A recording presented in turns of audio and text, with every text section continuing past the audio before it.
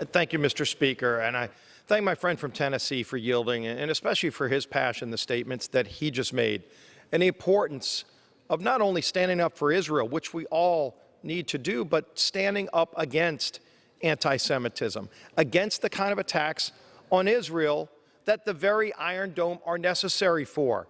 The Iron Dome represents one of those great partnerships between our two great nations, this great bond between the United States and Israel, allowing Israel to defend themselves against attacks from Gaza, against attacks from terrorists who want to destroy Israel as a Jewish state. That's what this has always been about.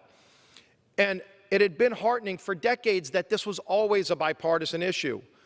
We shouldn't have to be here today to pass this bill because it should have been passed on Tuesday. There was a vote on the House floor to ensure Israel had the money to defend themselves, to put that $1 billion back in, and on a straight party line vote, every Democrat voted it down. I don't know why. On Tuesday, they were against Israel's Iron Dome defense, and today, maybe things will change. Hopefully things will change. But we ought to always stand with Israel, and especially with what the Iron Dome represents. I've been to Israel.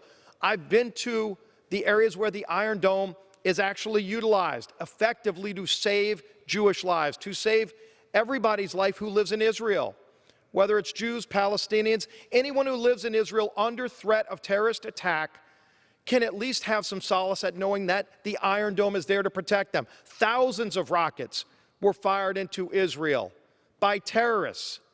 And that's why we need to put this $1 billion in place to allow them to replenish the Iron Dome missiles that saved lives in Israel. Saved lives in Israel. That's what this is about. We should be with Israel, not just on Thursday. We should also be with them on Tuesday, on Monday. Every single day, we need to stand with our ally Israel against attacks that we see from anti-Semites around the world. I strongly urge passage of this bill, and I yield back the balance of my time.